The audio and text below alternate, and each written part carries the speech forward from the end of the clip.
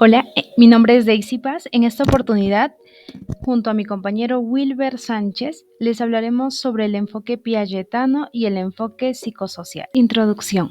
El desarrollo cognitivo y psicosocial en la primera infancia es crucial para comprender cómo los niños y niñas aprenden a interactuar con su entorno y las personas que los rodean. Según Piaget, esta etapa preoperacional abarca desde los 2 a 7 años. En este periodo, los niños desarrollan la capacidad de utilizar símbolos y representaciones mentales. Por otro lado, en el enfoque psicosocial de Erikson, se enfatiza la importancia de la interacción social en el desarrollo humano. A continuación, desarrollaremos cada uno de estos conceptos. El enfoque piagetano es la segunda etapa del desarrollo cognitivo que se extiende desde los 2 hasta los 7 años. Esta etapa se caracteriza por la generalización del pensamiento simbólico que ocurre en la etapa sensoriomotora.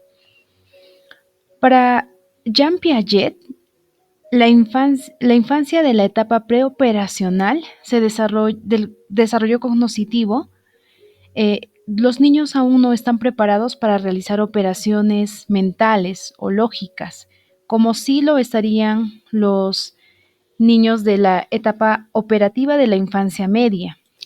A continuación, observaremos la tabla 7.4 que menciona los avances cognitivos durante la niñez temprana. En esta etapa, los niños hacen uso de los símbolos. Por ejemplo, Simón le pregunta a su mamá sobre el elefante que vieron en el circo varios meses atrás, lo que significa que los niños no tienen que estar en contacto sensoriomotor con el objeto o la persona para pensar en él.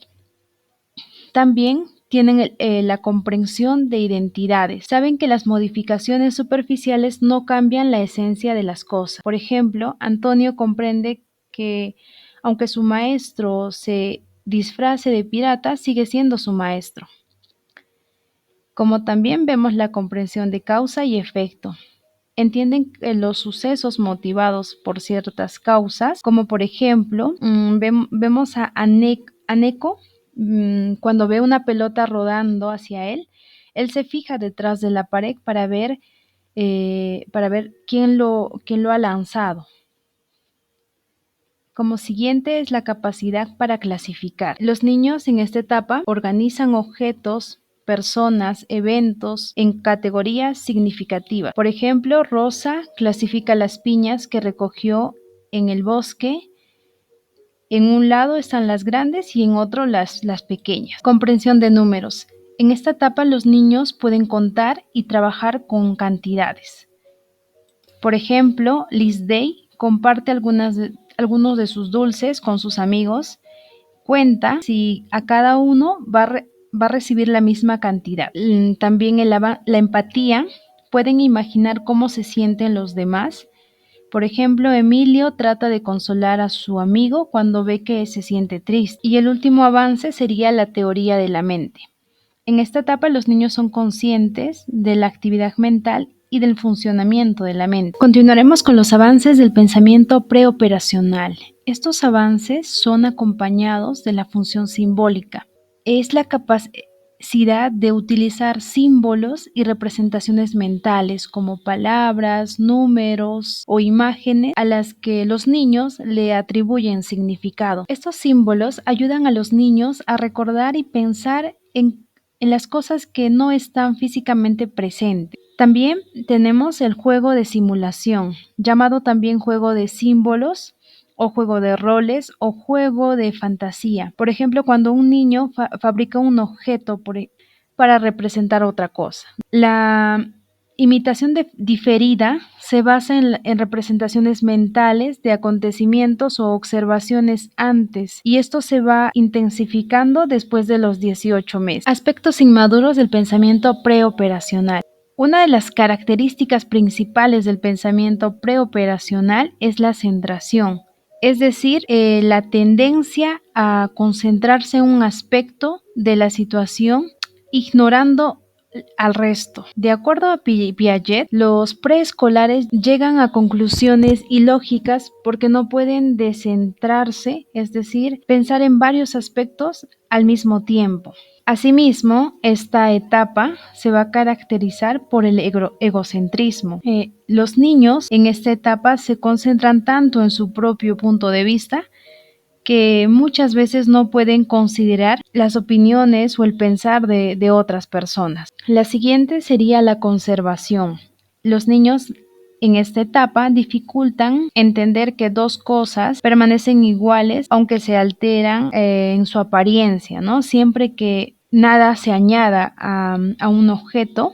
Y la irreversibilidad. Este término usó Piaget para referirse al hecho de que un niño preoperacional es incapaz de entender que una operación puede realizarse en dos formas. Bien, una de las limitaciones que los niños preoperacionales los niños se enfocan tanto en un solo aspecto de la situación que ignoran otros. Por ejemplo, en la imagen podemos a Juan que tiene un vaso largo y delgado y trata de decir que tiene el jugo, tiene más jugo, ¿no?, que su hermana. Ahora, en la irreversibilidad, él no puede entender que solo se enfoca que su vaso es largo y tiene mayor cantidad de jugo. En la concentración de los estados más que en las transformaciones, los niños no pueden entender la importancia de la transformación entre estados, es decir, ambos tienen la misma cantidad de jugo y que por la forma del vaso él atribuye que tiene mayor cantidad, ¿no? Lo siguiente sería el razonamiento transductivo. Es decir, los niños no usan el razonamiento deductivo para poder, es decir, saltan de un detalle a otro y no ven casualidad donde no existe. Por ejemplo, Juan se hizo enojar a su hermana y al día siguiente su hermana se enfermó y él cree que porque le hizo molestar a su hermana y está mal, está enferma. Por ejemplo, vemos a Juanita que tiene el libro al revés y piensa que su papá también lo va a ver. Aminismo es cuando los niños atribuyen vida a objetos imaginados. Por ejemplo, Amanda dice que la primavera intenta llegar, pero el invierno dice que no se quiere ir, seguidamente por la incapacidad de distinguir las apariencias de la realidad. Los niños a menudo confunden lo que es real con la apariencia externa. Por ejemplo, Mario se siente un poco confundido por una esponja que parece piedra. Finalmente, para él es una piedra. Continuando, el enfoque psicosocial de Erikson. El enfoque psicosocial es una perspectiva teórica que se centra en la interacción entre los aspectos psicológicos y sociales del desarrollo humano. Esta perspectiva fue desarrollada por el psicólogo Erikson, quien propuso que el desarrollo humano es un proceso continuo que ocurre a lo largo de toda la vida y que está influenciado por factores tanto externos como internos. Cada etapa psicosocial implica un conflicto o crisis particular que debe ser resuelto para avanzar hacia el siguiente nivel de desarrollo. Estas crisis están relacionadas con aspectos claves de desarrollo como la identidad, la autonomía, la intimidad y la generatividad. Como observamos en la imagen, primero comienza con la confianza y desconfianza, que es desde los 0 años hasta los 2 años. Segundo, la autonomía versus la vergüenza y duda, ¿no?, que es de 2 a 3 años. El tercero sería la iniciativa versus la culpa, que es de 3 a 6 años. De igual forma, la cuarta sería la laboriosidad versus la inferioridad, que es de 6 a 12 años. La quinta, la búsqueda de identidades y versus la difusión de identidad, que es de 12 a 20 años. La sexta, la intimidad versus el aislamiento, que es de 20 a 40 años. La generatividad versus el estancamiento, que es de 40 a 60 años. Y la octava, que es la integridad versus la desesperación, que es de 60 años hasta la muerte. Lo que es la iniciativa versus la culpa, que sería el tercero. Durante la niñez temprana, que se abarca aproximadamente desde los 3 años hasta los 6 años de edad, los niños enfrentan el desafío de desarrollar un sentido de iniciativa. Esta etapa, los niños comienzan a explorar el mundo y a tomar las iniciativas en sus acciones y decisiones. Erikson creía que esta exploración y toma de iniciativa son fundamentales para el desarrollo de la identidad y la autonomía. Sin embargo, también existe el riesgo de experimentar culpa si los niños sienten que sus acciones o decisiones son inapropiadas o desaprobadas por los adultos.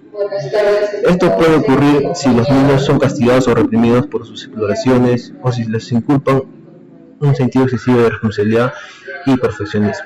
Cuando los niños desarrollan un sentido de iniciativa positivo, adquieren confianza en sus habilidades y capacidades, se sienten motivados para explorar nuevas actividades, establecen metas y perspectivas en sus esfuerzos. Por otro lado, si se les inculca una excesiva culpa, pueden desarrollar una sensación de inferioridad, duda, miedo a la toma de decisiones. Es importante destacar que cada individuo puede experimentar esta crisis de manera única y en el entorno social y cultural también juega un papel importante en su resolución. Además, Erikson enfatizó la importancia de un equilibrio adecuado entre la iniciativa y la culpa, ya que ambos aspectos son necesarios para un desarrollo saludable. Las conclusiones serían: primero, la etapa preoperacional descrita por Piaget es muy importante para el desarrollo cognitivo en los niños. Estos avances permiten a los niños recordar y pensar en objetos y eventos inexistentes. Segundo, a pesar de los avances significativos, el pensamiento preoperatorio presenta limitaciones importantes como la sensación, el egocentrismo, que obstaculizan la capacidad de los niños para considerar múltiples aspectos en la situación y comprender las perspectivas de los demás. Tercero, los niños logran superar con éxito este conflicto, desarrollarán un sentido de propósito y una confianza en sus propias habilidades, lo que les permitirá afrontar desafíos futuros con mayor seguridad y determinación. Cuarto, por otro lado, aquellos que no logren resolver este conflicto pueden experimentar sentimientos de inferioridad, indecisión y falta de confianza en sí mismos, lo que podría afectar su desarrollo emocional y social en etapas posteriores a la vida. Quinto, en conjunto, estos enfoques brindan un marco integral para comprender cómo piensan, aprenden y se desarrollan emocionalmente. Los niños en la primera infancia enfatizan la necesidad de apoyos equilibrados que promueven el desarrollo cognitivo y psicosocial. Bueno, eso sería todo. Gracias.